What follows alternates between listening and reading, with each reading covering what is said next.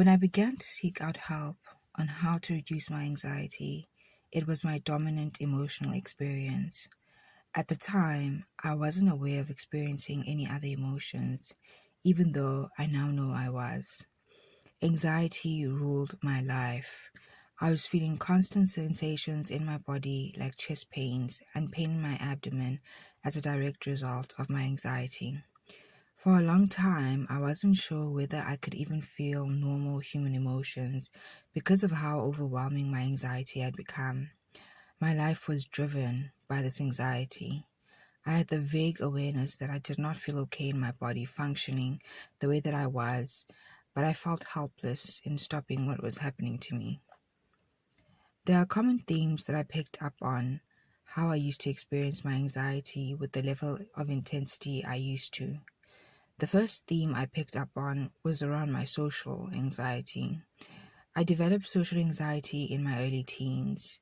I can attribute it to distressing events that occurred in my early teens and not having an emotionally safe place in which to process my experiences.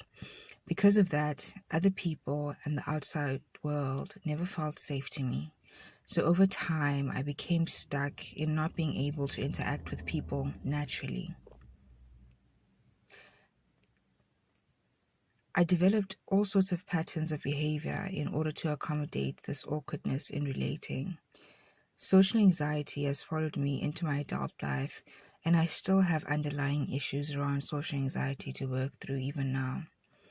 My social anxiety has reduced through working on my anxiety overall, but at one point I was so anxious I would rehearse my responses in conversations with people, particularly with strangers, and also meeting new people drove me into a panic. The next area of my life where anxiety showed up was around academic pressure, particularly in my time in university. I went to a highly ranked university in my country, and I was deathly scared of failing out. I'd used the fear of failure to push myself to put in the effort in my academics in high school, but once I went to university, that method became dysfunctional. The academic pressure in university is constant, and there's no getting away from it.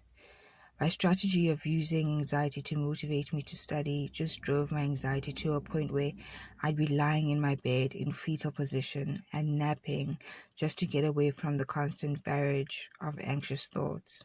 It became unbearable, to a point where I resented academia itself. The last area of my life where anxiety showed up particularly strongly was in relationships. I struggled through the ending of my two serious relationships. In the initial stages of each breakup, I was faced with a disarming anxiety around the separation. I found myself clinging to my exes for a sense of normalcy, and whenever I had to deal with the reality of the breakups, I would spiral into an anxious state that would drive me back to them. It turns out I derived a lot of my sense of well-being and identity from my former partners, and the loss of that left me feeling unbalanced. These are the kinds of thoughts that I noticed I was having that were generating my anxiety across the board. I am unsafe. I will be attacked. I will be abandoned. I am bad. I am defective. I am not good enough. I am unworthy. I am trapped. I am helpless. I am powerless. These thoughts were looping in my mind constantly, and I couldn't tell the difference between them and reality. I had never questioned them before, and it was only through doing reality testing that I came to realize my thoughts were not objective truth. They are just stories I tell about myself, and I can choose the kinds of stories I tell. Over time, I've found my own way of changing my anxiety-generating thoughts. My process starts with curiosity. Curiosity here is about the kind of thoughts you're having and the effect they're having on you. What are you feeling in your body? Are there areas of your body that experience tension when you're anxious? Do you notice your anxiety heighten around specific thoughts? What is the nature of your thoughts? Once you have an overview of what's happening in your inner world, it's important to bring in awareness to your experience. Notice the kinds of thoughts you're having. What is their flavor? Are they laden with fear? Where do they come from? Are they based on reality or just your imagination?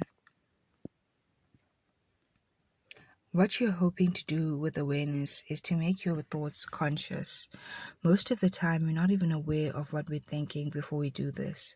We just have an ongoing stream of unobserved thoughts. The next step is to make the distinction between what's going on in your head and what's happening in reality. For example, you might have the thought, I am unsafe, running continuously in your head, but in reality, there is no physical or psychological threat in your environment. What you want to do here is to bring yourself to the realization that your anxiety is based on a thought that has no foundation in reality. This doesn't mean you'll never be anxious when real threats to your safety come into your experience. It just means you want to be present enough in the present moment to realize you're generating a threat that isn't there, but in your imagination. Once you have the step down, you want to hold your awareness of the realization. You want to do this while focusing your attention on your inner body. So you would hold the thought, I am unsafe, over realization, there is nothing in my environment threatening to harm me. While feeling your way into your body, initially your mind will reject this because it's used to the thought you're trying to change being your baseline. When your mind does that, accept it, but don't let go of the realization. You want to hold on to the realization until it feels natural to you. In some instances, the process is as simple as choosing to have a different thought than the one you've grown accustomed to. In those cases, the intention is enough to get the new thought to stick, and it usually happens with thoughts that don't have a lot of momentum behind them. This also depends on your level of awareness in the present moment, but in a lot of cases, you're going to have to put in the work to get your mind and body to accept the new thoughts you want to have.